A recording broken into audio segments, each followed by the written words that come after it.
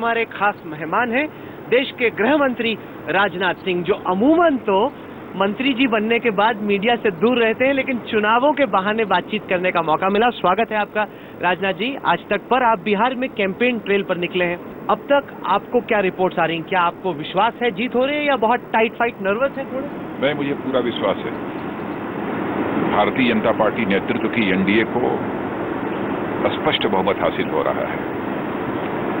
इस संभावना को भी नकारा नहीं जा सकता है कि पांचवें चरण का चुनाव समाप्त होते होते एनडीए को 2/3 के आसपास का भी बहुमत मिल सकता है। इस दफा के चुनाव में हमने देखा कि भाषणों में बहुत कटुता आई। जिस तरीके के पर्सनलाइज्ड हमले दोनों पार्टियों के शीर्ष नेताओं ने एक दूसरे पे किया, आपको लगता है कि ये डेमोक्रेसी का जो स्तर है उसको थोड़ा नीचे करता है? नहीं, महागठबंधन के नेताओं को इससे बचना चाहिए था। और स्वस्थ लोकतांत्रिक व्यवस्था में मैं समझता हूं कि महागठबंधन के नेताओं ने जिस प्रकार के शब्दों का प्रयोग किया है कभी कभी, वो नहीं होना चाहिए, इससे बचना चाहिए। अगर हम इस चुनाव के बड़े मुद्दों की बात करते हैं तो ये लग रहा है कि बहुत हद तक ये चुनाव जाति पर आकर केंद्रित हो गया। 2014 का चुनाव विकास के मुद्दे पर लड़ा गया, लेकिन 2015 नवंबर आते आते लगता है कि एक बार फिर से ढर्रा जाति पर आकर। क्या आपको लगता है कि बैकवर्ड वर्सेस फॉरवर्ड लड़ाई हो गई? मैंने ऐसा मैं नहीं मानता। बिहार की जनता राजनीतिक दृष्टि से बहुत ही जागरूक है और बहुत ही सोच समझकर फैसला करती है, क्योंकि बिहार के चुनावों की समीक्षा मैं बहुत पहले से करता चला आ रहा हूं और मैंने देखा है, भले ही उसे जात पात से क्यों न जोड़ा जाता हो, लेकिन पूरी तरह से जात पात पर आधारित यह चुनाव नहीं होता है। किसी न किसी हद तक उसका भी प्रभाव रहता है, उसको मैं पूरी तरह से नकारता नहीं, लेकिन मुद्दों पर भी बिहार की जनता मतदान करती है, क्योंकि राजनीतिक दृष्टि से बहुत ही जागरूक जनता है बिहार की। हाल में तो हमने देखा कि प्रधानमंत्री खुद एक तो पहले अपना अति पिछड़ा कार्ड खेल रहे थे, साथ ही साथ हमने देखा कि मुस्लिम आरक्षण के खिलाफ उन्होंने बात की कि किसी तरीके से किसी एक रिलीजियस कम्युनिटी को आरक्षण नहीं मिलेगा। क्या आपको लगता है कि ये दिखाता है कि किस तरीके से जात को इतनी इंपॉर्टेंस दी गई कि पीएम खुद को इसको हवाला देना पड़ा? नहीं, मैं समझता हूं कि पीएम ने जो कुछ भी कहा है उसे सही संदर्भों में शायद आप नहीं ले पाए उसे।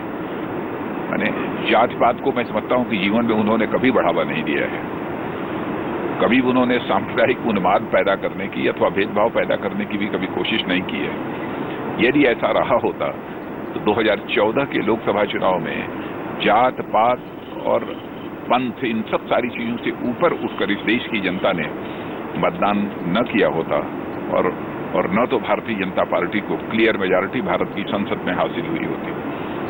तो ऐसा सोच भी नहीं सकते प्रधानमंत्री, तो कहने की बात तो बहुत दूर की है। हालांकि ये चुनाव तो बिहार के विधानसभा के लिए है, लेकिन इसमें राष्ट्रीय राजनीति के कई सारे मुद्दे जुड़ गए हैं।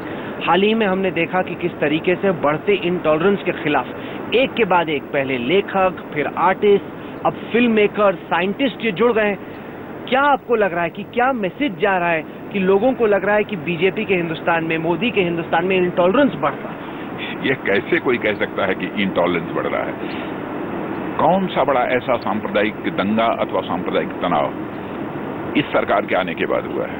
मैं कह सकता हूं कि लंबे समय तक कांग्रेस की सरकार भारत में रही है और कई राज्यों में तो सांप्रदायिक दंगे हद तक हुए हैं कि एक एक राज्य में 4000-5000 लोगों की जाने गई है। ऐसे हालात हुए हैं। उस समय तो किसी ने कोई त्यागपत्र नहीं दिया अथवा कुछ जो भी अलंकरण है उसको नहीं छोड़ा। ये क्यों हो रहा है, ये हमारी समझ के बाहर है। आपके हिसाब से क्यों हो रहा है? क्योंकि ये अनप्रेसिडेंटेड है। इससे पहले कभी भी इतने बड़े तर्ज पर लोगों ने अपनी अवार्ड वापसी नहीं की। मैं इतनी बात विश्वास के साथ कह सकता हूं, ये हो रहा है तो निश्चित रूप से राजनीतिक कारणों से हो रहा है। यदि किसी को विरोध करना है तो विरोध करने के कई तरीके होते हैं, और जो सम्मान यदि किसी को प्राप्त होता है जिस पर कि अशोक का लाट बना हो, भारत के सम्मान का, स्वाभिमान का वह प्रतीक होता है, अब उसको दांव पर लगाना विरोध व्यक्त करने के लिए, मैं समझता हूं कि यह बात हमारी समझ में नहीं आती। आपको लग रहा है कि पॉलिटिकली मोटिवेटेड है ये पूरा प्रोटेस्ट जो हो रहा है? भाई, मैं जहां तक समझ पा रहा हूं इतना ही। मेरी बात समझ में नहीं आ रही है क्यों हो रहा है? क्योंकि यदि किसी कोई राज्य की घटना घटित होती है अब दादरी की घटना घटित हुई उत्तर प्रदेश में, उसको सीधे केंद्र के साथ जोड़ दिया जाए। क्या लोगों की समझ में यह बात नहीं आती कि प्रदेश के कानून और व्यवस्था ये पूरी तरह से एक राज्य का विषय है।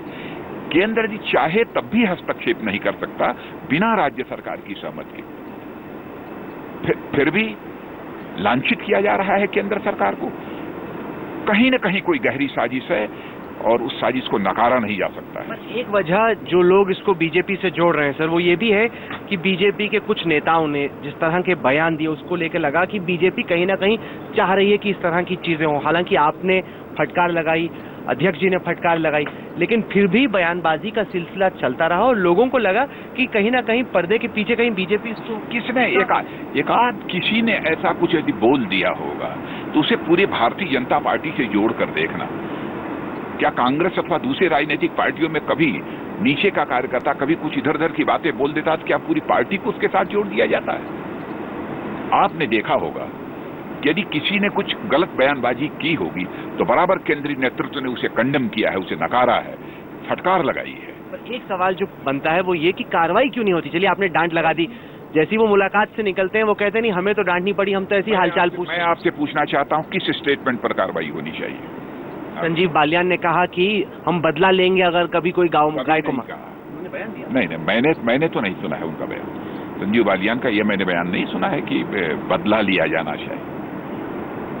बदला लेने की बात करना ये बहुत ही, मैं तो उसकी कल्पना भी नहीं कर सकता। दूसरी चीज, मैंने बयान तो दिया है गृह मंत्री होने के नाते। अब लोग गृह मंत्री बयान दे रहा है और लोग प्रधानमंत्री से बयान की अपेक्षा कर रहे हैं। क्यों भाई? प्रधानमंत्री जी के बाद इस सरकार में तो मैं ही हूं और यहां के शांति व्यवस्था, कानून व्यवस्था, इस देश की आंतरिक सुरक्षा की जिम्मेदारी मेरे ऊपर ही तो प्रधानमंत्री ने सौंप रखी है। यदि मैं बोल रहा हूं तो क्या हमारी प्रधानमंत्री से डिफरेंस ऑफ ओपिनियन है शांति व्यवस्था के मुद्दे पर कि प्रधानमंत्री को बोलने की जरूरत पड़ेगी? आपको लगता है कि आपकी विपक्षी पार्टियां करा रही, क्योंकि इनमें कई लोग हैं जिनका राजनीति से कोई लेना देना नहीं। दिवाकर बनर्जी युवा उभरते डायरेक्टर हैं। डायरेक्टर हो अथवा जो कुछ भी हो, इस संबंध में कुछ नहीं जानता, लेकिन मैं दावे के साथ कहना चाहता हूं कि राजनीति से प्रेरित है। जिसको जो कहना हो, जो सोचना हो, सोचे, कहे, उसकी मुझे परवाह नहीं है। लेकिन आप ही क्या इस सच्चाई को समझते हुए कि कानून और व्यवस्था तो राज्य सरकारों का विषय होता है और मोदी जी को टारगेट क्यों किया जा रहा है? यह बात हमारी समझ में नहीं आ रही है। टारगेट करना है तो उनको टारगेट करवा। मैं स्वयं ही यदि कहीं पर कोई इस प्रकार के हालात यदि पैदा होते हैं, मुझे लगता है कहीं पर यदि सांप्रदायिक तनाव पैदा हो रहा है, कहीं पर किसी राज्य में कोई हिंसा होने की संभावना है, तुरंत मैं वहां के मुख्यमंत्रियों से मैं बात करता हूं और उनसे मैं स्वयं अपनी तरफ से पेशकश करता हूं कि हमारे केंद्र के लिए जिस भी प्रकार की सहयोग की आवश्यकता होगी वो केंद्र सरकार आपको सहयोग करने को तैयार है। आपको एडिशनल फोर्स चाहिए तो फोर्स भी हम मुहैया कराने को तैयार है। हम पूरी तरह से कोऑपरेट करते हैं। और बताइए, उल्टे राज्य सरकारों के ऊपर तो आप उंगली नहीं उठाते और सीधे केंद्र सरकार को टारगेट करते हैं, प्रधानमंत्री मोदी को टारगेट करते हैं। आप होम मिनिस्टर हैं, आपको लगता है कि इन वाक्यों से जो देश का इंटरनल एटमॉस्फेयर है उस पर? मैं कहता हूं कि सीधे प्रधानमंत्री को टारगेट करते हैं। टारगेट करना है तो गृह मंत्री को टारगेट करिए ना, मुझे टारगेट करिए। यदि आपको टारगेट करने का शौक है, बिना टारगेट किए किसी को आपका भोजन यदि नहीं पच सकता है तो गृह मंत्री को टारगेट करिए ना। राज्य सरकारों को आप टारगेट कर नहीं सकते क्योंकि निश्चित रूप से उसके पीछे कोई ना कोई राजनीतिक कारण है। इसी कारण आप टारगेट नहीं करते। इस हकीकत को जानते हुए कि कानून और व्यवस्था यह राज्य सरकार की जिम्मेदारी होती है, हम हस्तक्षेप भी नहीं कर सकते बिना उनकी कंसेंट के। हाल ही का सर दिल्ली का वाकया लीजिए, जहां केरल हाउस में दिल्ली पुलिस चली गई। कांग्रेस और आम आदमी पार्टी ने हमला किया बसी साहब पर कि ये बीजेपी सेना की पुलिस के तौर पे काम कर रहे हैं, बगैर रेजिडेंट कमिश्नर से पूछे केरला हाउस में घुस गए।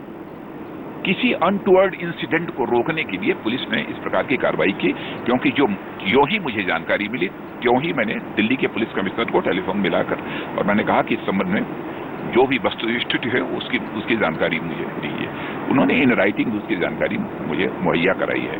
आपने देखा कि जिस भी व्यक्ति ने यह बात कही थी, फिर वहां पर पुलिस ने जाकर देखा, क्योंकि यह सब सारी चीजें प्रतिबंधित हैं, मैंने गोमांस और ये सब सारी चीजें अथवा गोवध वगैरह, तो कहीं कोई घटना ऐसी घटित न हो जाए दुर्भाग्यपूर्ण, इसको ध्यान में रखते हुए जाकर पूछताछ की।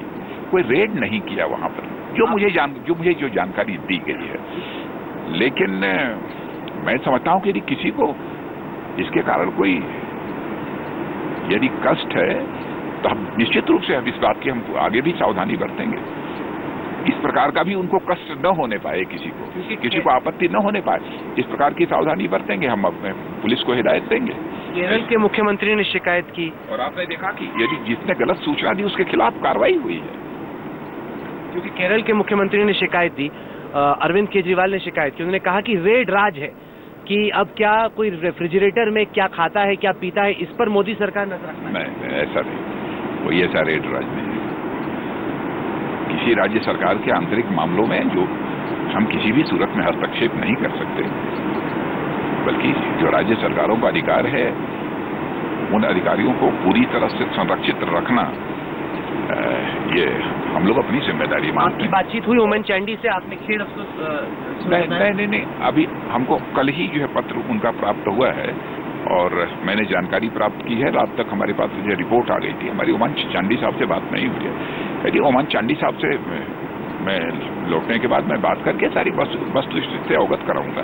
अगर हम बात करें आपके पुराने मित्र अरुण शौरी की, उन्होंने बड़ी तीखी टिप्पणी की। उन्होंने कहा कि मोदी सरकार equal to Congress plus cow, कि बदला है तो बीफ की पॉलिटिक्स जुड़ गई है, वरना तो कांग्रेस जो कर रही थी। मैं किसी के उसके बारे में कोई बहुत ज्यादा कुछ नहीं कहना चाहता। कौन क्या कहता है क्या बोलता है, इन पर हर चीज पर मैं कोई टिप्पणी नहीं करूँगा। आपकी सहयोगी पार्टी शिवसेना की कुछ हरकतों पर और उससे जो देश में इम्पैक्ट हो रहा है, एक के बाद एक कोई पाकिस्तानी प्ले पे हमला हो जाता है, सुधींद्र कुलकर्णी पर इंक छीटी जाती है, इससे डील करने के लिए आप क्या कर रहे हैं? नहीं, कहीं भी मैं बराबर, अब इतना हम सभी को प्रयत्न करना चाहिए, मैं भी अपने को शामिल, हम सभी को, कि हमारे देश में एक स्वस्थ लोकतांत्रिक व्यवस्था है, हेल्दी डेमोक्रेसी इसे कहते हैं।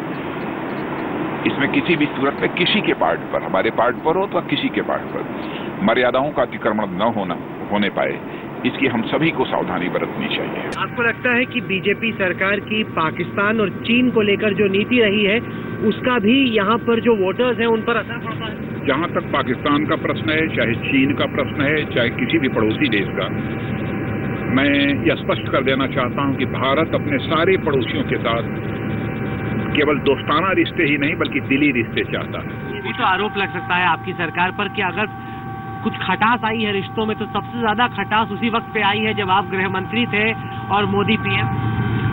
नहीं, मैं समझता हूँ कि ऐसी स्थिति इसके पहले कई बार इससे बदतर स्थिति पैदा हो चुकी है, लेकिन ये चीजें दूर होंगी, क्योंकि बराबर बातचीत होती रहती है, डायलॉग अधिकारियों के स्तर पर भी चलते रहते हैं। समस्या का समाधान तो होगा ही कभी न कभी, समाधान करना पड़ेगा। यही पड़ोसी देशों के हित में है, यही भारत के हित में। आप भाषण दे रहे थे, मैं लोगों से पीछे बात कर रहा था और लोगों ने तारीफ की इस बात की कि छोटा राजन, ये बताइए सीवान में छोटा राजन की बात आई है, उन्होंने कहा कि छोटा राजन अंडरवर्ल्ड डॉन के खिलाफ है। पूछ रहे कि क्यों आप लोग तालियां बजा रहे? उन्होंने कहा कि देखिए आतंकी अंडरवर्ल्ड डॉन के खिलाफ पहली बार कार्रवाई हुई। लेकिन छूटने के साथ ही उन्होंने भी पूछा कि छोटा राजन तो आ गया, अब इनको कहिए कि दाऊद इब्राहिम को भी साथ में लेके। नहीं, प्रतीक्षा करनी चाहिए। यहाँ की जनता उस लिहाज से बहुत जागरूक है, डिप्लोमेसी भी, इकोनॉमी भी, ये सब इम्पैक्ट करती है। बिहार की जनता में बहुत गजब की राजनीतिक जागरूकता, क्यों राजनीतिक नहीं बल्कि यहाँ पर राजनीतिक, सामाजिक, आर्थिक हर प्रकार की जागरूकता, सांस्कृतिक जागरूकता बिहार की जनता में मुझे देखने को मिली। बहुत। आपको लगता है कि छोटा राजन जल्द हिंदुस्तान आएंगे? वो तो आएंगे ही। इसके साथ साथ आप दाऊद को भी ला पाएंगे? कॉन्फिडेंस है? प्रतीक्षा कीजिए। कॉन्फिडेंस तो पूरा है, लेकिन प्रतीक्षा कीजिए, बस इतना ही। लेकिन गृह मंत्री के तौर पे आपको विश्वास है कि आप जब तक गृह मंत्री हैं उससे पहले एक दिन ऐसा होगा जब आज तक पे खबर चलेगी कि दाऊद इब्राहिम पकड़ा गया या मारा गया? गृह मंत्री को कम बोलना चाहिए। गृह मंत्री को करना चाहिए, बोलना नहीं चाहिए। जेडीयू आरजेडी लगातार आप पर, नीतीश कुमार ने इंटरव्यू दिया, आप पर कम्युनलाइज करने का ये आरोप लगा रहे। उन्होंने कहा कि बिहार में आप इश्तेहार देखिए किस तरह की बातें हुई। उन्हें लग रहा है कि 4th और 5th फेज से पहले बीजेपी अब इस इलेक्शन को कम्युनलाइज करना है। पहले मैं स्पष्ट कर देना चाहता हूं कि जिस विचारधारा को लेकर हम राजनीति कर रहे हैं वह सांस्कृतिक राष्ट्रवाद, कल्चरल नेशनलिज्म, इस आइडियोलॉजी को लेकर हम राजनीति करते हैं। हम केवल सत्ता के लिए राजनीति नहीं करते, हम विचारधारा आधारित राजनीति करते हैं और उस कल्चरल नेशनलिज्म की बात करते हैं कि जिस कल्चर को मानने वाले लोग, जिस कल्चर को विकसित करने वाले ऋषियों और मनीषियों ने जो वसुधैव कुटुंबकम का संदेश दिया है, तो केवल और केवल भारत की संस्कृति में विश्वास रखने वाले, निष्ठा रखने वाले, भारत की धरती से भारत के ही ऋषियों और मनीषियों ने सारे विश्व को संदेश दिया कि वसुधैव कुटुंबकम माने the whole world is a family, पूरा विश्व ही एक परिवार है। तो यहाँ पर भारतीय जनता पार्टी कभी जाति, पंथ, मजहब इस आधार पर भेदभाव कभी करने की सोच भी नहीं सकती, करने की बात तो वो कह रहे हैं कि एक माइनॉरिटीज के खिलाफ मेजॉरिटीज को भड़काने की या एकजुट करने की वह सच में माइनॉरिटीज के मन में बराबर एक भय पैदा करके वो उनका समर्थन लेने की इन लोगों ने कोशिश की है। आगे भी यही भय पैदा करके, यही सेंस ऑफ फियर पैदा करके वो उनका समर्थन लेना चाहते हैं, क्योंकि और कोई मुद्दा उनके पास नहीं है। नीतीश, भारतीय जनता पार्टी का मानना है और सुझाव भी है ऐसे सो कॉल्ड सेकुलर मित्रों को कि हमारे माइनॉरिटीज के दिल के अंदर सेंस ऑफ फियर यानी भय का भाव पैदा करके आप उनका समर्थन हासिल करने की कोशिश मत करो, बल्कि सेंस ऑफ फियर के स्थान पर सेंस ऑफ कॉन्फिडेंस पैदा करके, एक विश्वास का भाव पैदा करके उनका समर्थन हासिल करने की कोशिश करो। नीतीश कुमार ने कहा कि जब ना मैंने ना लालू जी ने माइनॉरिटी रिजर्वेशन की बात की, तो बीजेपी के नेता बार बार क्यों जाके मेजॉरिटी को बोल रहे हैं कि माइनॉरिटी के लिए रिजर्वेशन आ जाएगी। नहीं, हम तो कहते हैं कि अब वो क्या कहते हैं उनकी बातों के ऊपर मैं कोई कमेंट नहीं करना चाहता, लेकिन इतना ही मैं स्पष्ट कर देना चाहता हूं कि जाति, पंथ, मजहब के आधार पर हम लोग राजनीति नहीं करते। वो तो ऐसी ऐसी बातें करते हैं कि हम दिन भर उस पर टिप्पणी करने का कोई मतलब नहीं। हमने देखा ममता बनर्जी, अरविंद केजरीवाल सब नीतीश कुमार के पक्ष में आ गए। आपको लगता है कि बिहार से एक एंटी मोदी फ्रंट राइज हो रहा है?